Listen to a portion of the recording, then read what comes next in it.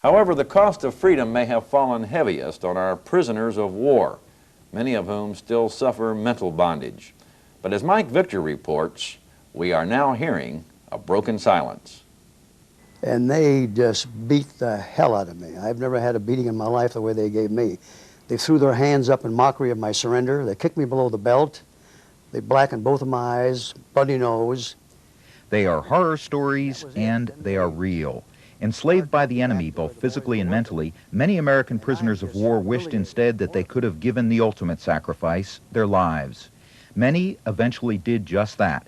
More than 40% of the Americans captured by the Japanese died, but hundreds of thousands survived the brutal cruelty and raging diseases to return home at war's end. But for the POWs, the battle still raged on and on inside their minds. The feelings of surrender, of watching the enemy take down the American flag, the guilt, the abandonment, and those dreadful nightmares. One time that I would try to answer their questions, they wouldn't believe me, and so consequently you go into a shell and you won't talk about it at all. Matter of fact, some of my relatives didn't even know. To come back and say, oh, what did you do in the war? I served 2 years in a prison camp.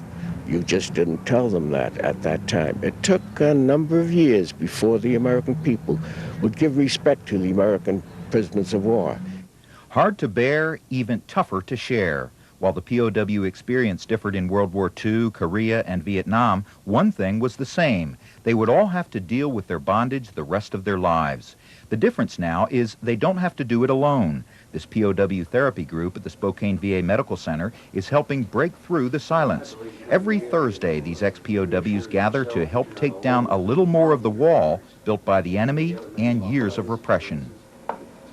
I don't think a lot of people believe that if you told them the way it was, that you could survive it. I think maybe this is why they come back with the retorts that they do. It wasn't that bad because you lived. Yeah. They don't know how bad it was to stay alive either. They've been through similar things. None of us had the same experience, but there's been enough variation that everybody understands, I think, pretty much what the other fellow didn't have a picnic. And being around them, I listened to them talk, and maybe it loosened me up and let me do a little talking that I had held for 40 years, I guess, more.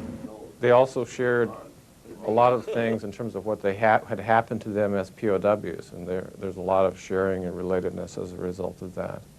POWs have a great affinity for one another, and I was really aware of that, that they began to solve some of the problems that they had together and to share some of the things that they had. There is now an ex-POW therapy group like this at almost all VA medical centers. The larger ones have 3 or 4 groups. The goal is to get their experiences and feelings out on the table, regardless of how bad. Sam Graccio is just beginning to release some of the horrors of Bataan he has kept inside for 47 years. Both sides of the roads were littered with dead bodies. Lads that had dysentery, and of course, you know, dysentery will dehydrate you very, very rapidly. And without water, many of them collapsed because of that condition. And if you weren't able to keep up with the march pace, and you fell out, that was certain death. They'd shoot you or bayonet you. I was in Camp O'Donnell, which was followed the March of Death, and I was in there for 2 months. And during the 2 months that I was in prison there were 1,100 Americans and 14,000 Filipinos that died in that one prison camp. Sam said he had only 2 choices, exist or die, but he found a third, escape. On work detail, he and several others fled into the jungle from the Duval Penal Colony in the Philippines. A guerrilla resistance group helped them locate the U.S. submarine Bullfin. At 87 pounds, Sam was too weak to climb aboard. I remember I got on board about 7:30. I remember they dropped off a rope ladder off the side of the submarine. And I started climbing up the damn thing. I didn't have enough strength to get up. But he just literally picked me up like a sack of flour. Because I did, like I say, I weighed about 85 pounds then.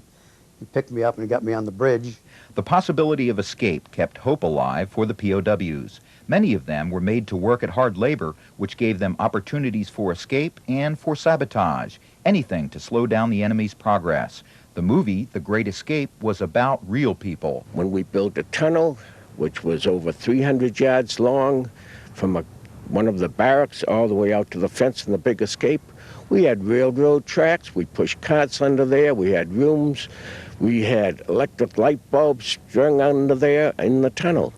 We also had many factories, as we'd call them. We'd have a factory to make clothes, civilian clothes. Like if we had a successful escape, we would outfit a fellow with civilian clothes. One escape we had in our camp, they made German uniforms and they made German guns. Brutal treatment of POWs in disregard for the Geneva Convention was carried out by the Germans too. For many, the German death march of 1945 was their last, and in the eyes of Hitler's men, attempted escape meant death.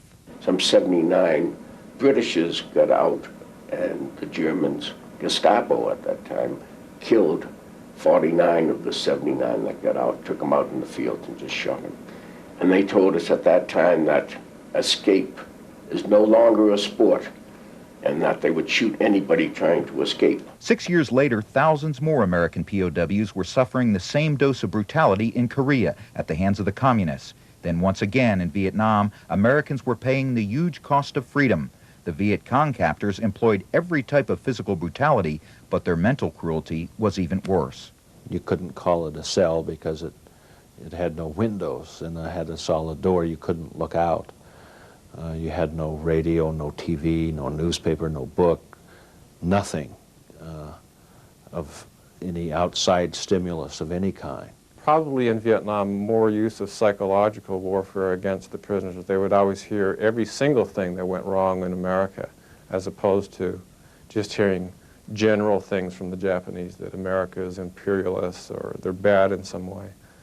The actual Vietnam POWs got specific information from the North Vietnamese about every disaster or every riot in Watts or everything that had gone wrong in America. They were fed that, and it was in some ways more difficult to keep your morale up. I should have been in a group like this many, many years ago when I could have, would have saved me a lot of worry and trouble and problems. Since this group held its first meeting in 1981, hundreds have been helped. Their biggest problem, deep feelings of guilt associated with surrender, the feeling that they had let down their country, feelings of selfishness. And the guilt feelings were hitting me pretty hard. Because Objectively, there really are no reasons why these veterans have to feel guilty for surrendering, but sometimes the feeling comes up there anyway. And that's part really of post-traumatic stress disorder. That is, that you feel guilt even though there may not be a reason to feel guilty. Help for these veterans was long in coming. After World War II, medical exams for returning POWs were grossly inadequate, mostly due to the large number of returning troops. The pervading attitude, the war is over, let's go home, all's well now. Even the POWs themselves minimized their problems to get home quicker. But recent studies on PTSD have helped gain an understanding of the complex problems of POWs. And Congress helped with a 1981 law giving veterans access to the VA medical system, even if their problems are not service-connected. So finally, veterans are getting help, understanding the hurt inside them. it's been a help to me because you're with your buddies. There's a very, very strong bond amongst prisoners of war. I mean, it's very, very spontaneous. You meet another prisoner of war and right away he's your brother. You love the guy. And there's a mutual respect. What's helped me is listening to other people because they identify similar problems, and I don't feel that I'm alone on this. That this is typical of a prisoner. That they do experience sometimes these guilt feelings, and sometimes they refer to it now as a delayed stress syndrome. I know I have it. So this delayed stress syndrome thing is not something that's a figment of the imagination. It's fact, it's true. People have it, and I think most of us have it.